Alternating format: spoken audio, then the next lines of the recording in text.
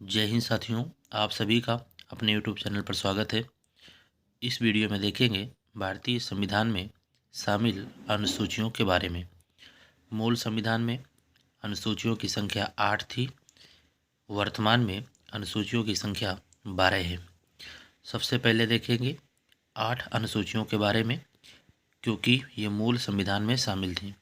इनके लिए एक ट्रिक है, इसको आप सिर्फ 2 से 3 बार पढ़िएगा, याद हो जाएंगी। और बहुत आसान ट्रिक है। ट्रिक क्या है? स्पोर्ट्स सूची की भाषा।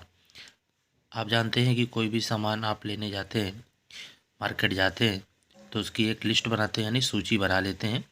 और यहाँ पर स्पोर्ट्स जैसे वर्ल्ड कप होता है, कोई भी गेम होता है, तो उसकी एक लिस्ट बनाई जाती है और लिस्ट में किसी न किसी भाषा में लिस्ट बनाई जाती है।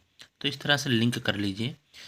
तो स्पोर्ट्स सूची की भाषा की साइलेंट रहेगा यहाँ पर, और सब अपना यहाँ पर अस्तित्व रखते हैं। सभी शब्द और जो भी वर्णमालाएं के अक्षर हैं, अल्फ़ाबेट हैं। बात कर लेते हैं ट्रिक की। स्पोर्ट्स सूची की भाषा, ये ट्रिक है।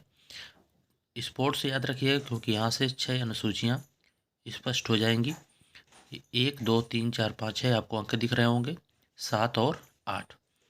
यस से मतलब होता है स्टेट प्लस यूटी, यानी राज्य और संघ शासित क्षेत्रों का उल्लेख मिलेगा अनुसूची 1 में।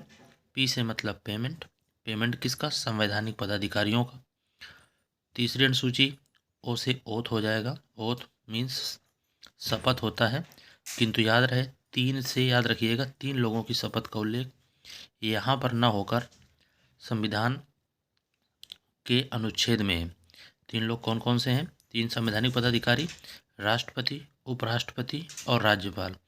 अगर आपने डिटेल से पढ़ा हुआ है तो आप कमेंट करके बताइए कि राष्ट्रपति, राज्यपाल और उपराष्ट्रपति की शपथ का उल्लेख किन अनुच्छेद में है।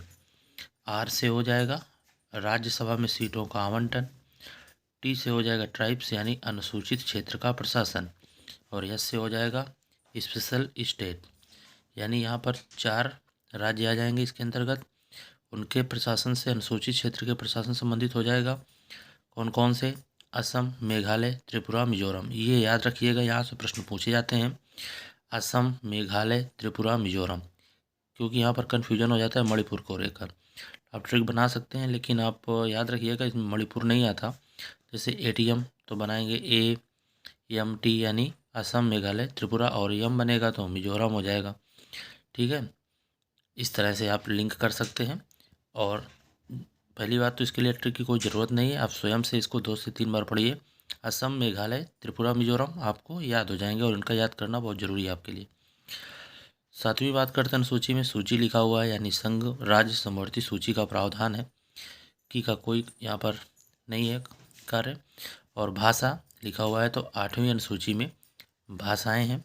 जैसा कि जानते हैं कि मूल संविधान में भाषाओं की संख्या 14 थी। वर्तमान में अनुसूची 8 में शामिल भाषाओं की संख्या 22 हो गई है। अब देखते हैं जो शामिल भाषाएं 22 हैं, उनका क्रम क्या है, क्योंकि कभी ना कभी हो सकता है क्रम से प्रश्न बन जाए। ठीक है, भाषाओं का क्रम देखेंगे। 9वीं अनुसूची, 10वीं अनुसूची, 11वीं अनुसूची, 12वीं अनुसूची की बात अगले वीडियो में करेंगे, क्योंकि आप जानते हैं कि प्रथम संविधान संशोधन के द्वारा 9वीं अनुसूची जोड़ी जाती है। इसके बाद और 9वीं अनुसूची जोड़ी जाती है, और 10वीं अनुसूची 52वें संविधान संशोधन अधिनियम 1985 द्वारा, 11वीं और 12वीं 73वें और 74वें संविधान संशोधन द्वारा जोड़ी जाती है। ठीक है, भूमि अधिग्रहण से संबंधित 9वीं है, 10वीं दल बदल से, और 11वीं आप जानते हैं पंचायती राज संस्थाओं का उल्लेख मिलेगा यहाँ पर 11वीं अनुसूची में। और 12वीं अनुसूची में नगर पालिकाओं द्वारा किए जाने वाले कार्यों का उल्लेख 12वीं अनुसूची में है। और 11वीं अनुसूची के अंतर्गत 29 कार्यों का उल्लेख मिलेगा, और 12वीं अनुसूची में 18 कार्यों का उल्लेख मिलेगा।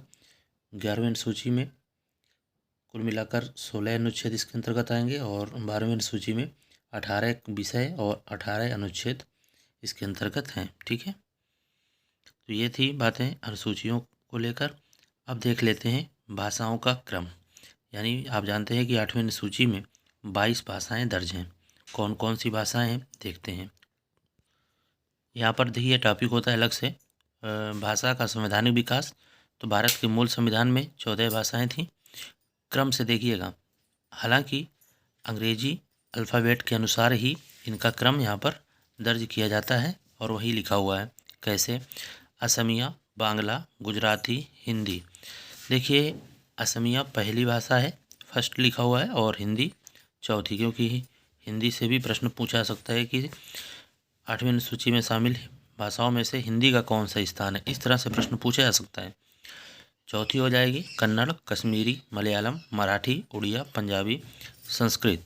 संस्कृत देखिए 11 नंबर पे, तमिल, तेलुगु, उर्दू, और अंतिम में उर्दू भाषा है। भारतीय संविधान के भाग 17 अनुसूची 8 में अनुच्छेद 343 से 351 तक भाषा संबंधी प्रावधान मिलते हैं। ये थे महत्वपूर्ण तथ्य अनुसूचियों को लेकर। 3 से 4 बिंदु और देख लेते हैं। 14 सितंबर 1949 को हिंदी को केंद्र की राजभाषा के रूप में या भारत की राजभाषा के रूप में संविधान सभा द्वारा स्वीकृत प्रदान की गई। हिंदी के साथ साथ अंग्रेजी भी अगले 15 वर्षों तक 1965 ईस्वी तक अंग्रेजी भी राजभाषा के रूप में विद्यमान रही। ठीक है। 1963 ईस्वी में संविधान सभा द्वारा एक बैठक बुलाई गई जिसमें यह निर्णय लिया गया कि समय समय पर आवश्यकता पड़ने पर भाषा में संशोधन किया जा सकता है। इस आधार पर अब तक संविधान में 3 संशोधन हो चुके हैं, जिसके द्वारा 8 और भाषाओं को जोड़कर संविधान की कुल भाषाओं की संख्या 22 हो गई है। 14 + 8 यानी 14 मूल भाषाएं और 8 जोड़ी गई हैं संशोधन के माध्यम से। देखिए ध्यान से, 21वें संविधान संशोधन अधिनियम 1967 के तहत एक भाषा जोड़ी गई, सिंधी।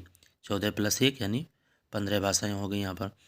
71वें संविधान संशोधन अधिनियम 1992 के तहत कोंकणी, मणिपुरी, नेपाली जोड़ी गई, 15 + 3 यानी 18 भाषाएं हो गई। देखिए यहाँ पर प्रश्न इस तरह से भी पूछा जा सकता है कि 71वें संविधान संशोधन अधिनियम 1992 के बाद जो भाषाएं जोड़ी गई उस वक्त कुल भाषाएं कितनी हो गई थी। तो आपका उत्तर हो जाएगा 18, 22 नहीं होगा। 22 कब होगा?